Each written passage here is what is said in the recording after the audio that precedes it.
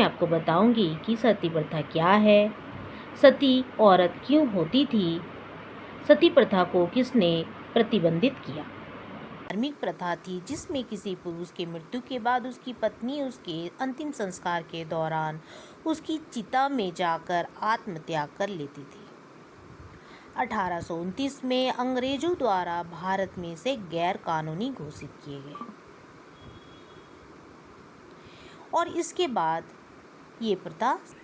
अब जानते हैं सती प्रथा के कारण। प्राचीन काल में सती प्रथा का एक यह भी कारण रहा है कि आक्रमणकारियों द्वारा जब पुरुषों की हत्या कर दी जाती थी, उसके बाद उनकी पत्नियां अपनी आत्मसम्मान को महत्वपूर्ण समझकर स्वयं अपने पति के चिता के साथ आत्मत्याग करने पर विवश हो जाती थी।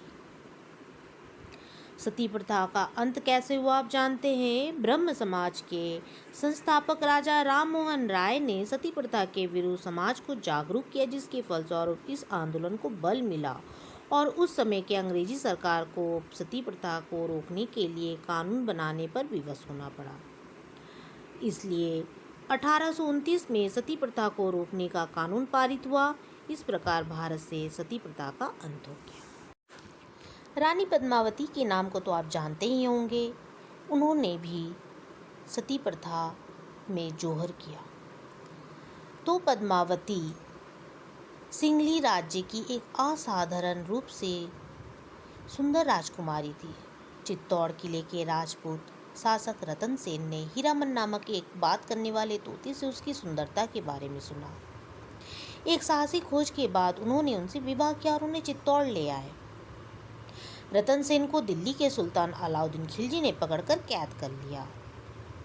अलाउद्दीन खिलजी उस पद्मावती को हासिल करना चाहते थे और उन्होंने चित्तौड़ को घेरेबंदी कर लिए। रतन सेन रानी पद्मिनी के पति रतन सेन अलाउद्दीन खिलजी की घेराबंदी से लड़ते हुए मर जाते हैं और उसके बाद वह जौहर कर लेती है। इसी तरह की बहुत सारी औरतें सती प्रथा में सती हो जाया। उस समय भारत के गवर्नर लॉर्ड विलियम बेंटिक की सहायता से राजा राम मोहन राय ने इस प्रथा का अंत कर दिया और सती प्रथा समाप्त हो गई। इस तरह आपने जाना कि सती प्रथा क्या है, किस तरह से औरत पति की मृत्यु के बाद सती हो जाया करती थी। रानी पद्मिनी भी इसका एक उदाहरण है। हमारे प्राचीन इतिहास में भी ऐसी बहुत सारी घटनाएं हैं, बहुत सारी ऐसी कहानियाँ आपको देखने को मिल जाएगी जहाँ पर औरत अपने पति की मृत्यु के बाद सती हो जाया करती थी। इसी तरह की जानकारी और भी चाहिए तो मेरे चैनल हेलो हिंदी को सब्सक्राइब करना ना भूलें। धन्यवाद।